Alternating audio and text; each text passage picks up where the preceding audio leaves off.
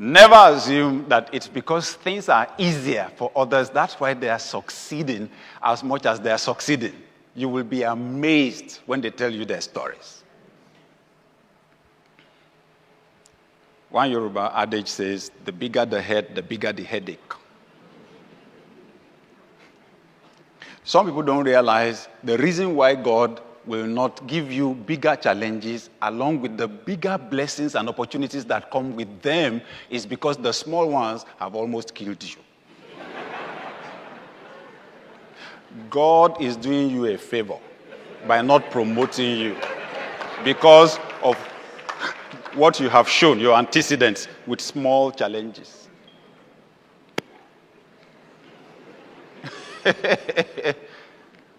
Never assume that it is because things are easier for people, that's why they are succeeding the way they are succeeding. Never.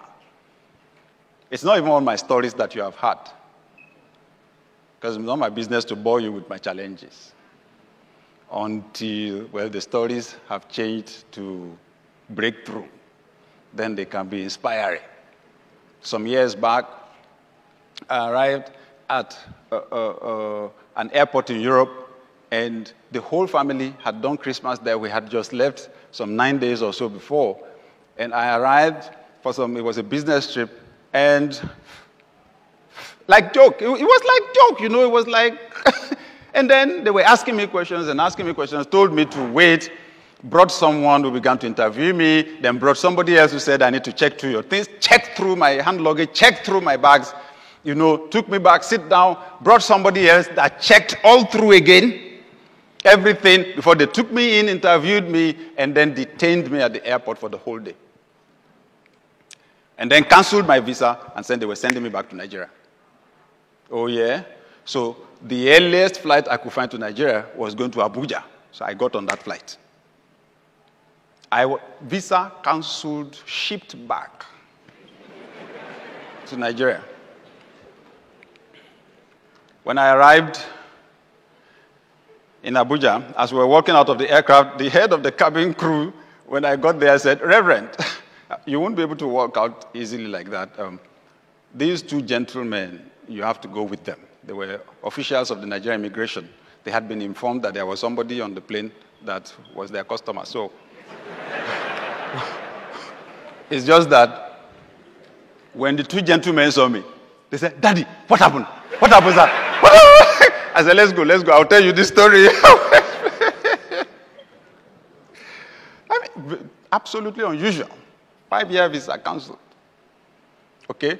So when I was wondering, it seemed like a crazy thing, like an unusual thing, until I had just a few weeks later, you know, this powerful minister of the gospel, if I mention his name, everybody here would know him, flew in private jet into the same country, and they told him to go back.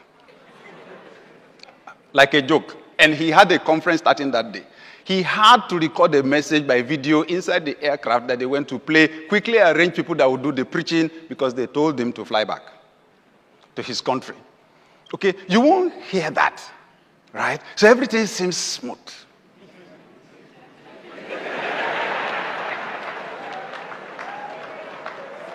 And you don't realize it is because of that capacity to master storms, that capacity to dive into the storm and use it. You don't even realize it is the storm that we're riding on like that. Can you see storm? You can't see the wind now. You only see the eagle.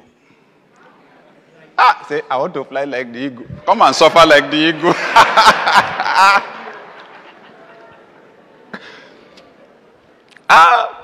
Some friends and I went to Prayer City, the Kingsway International Christian Center, when they had just bought their new property. Massive, beautiful thing. So as we walked by with Pastor Matthew Ashimolo, so one of us said, Lord, do my own. Pastor Matthew said, be careful how you say that prayer.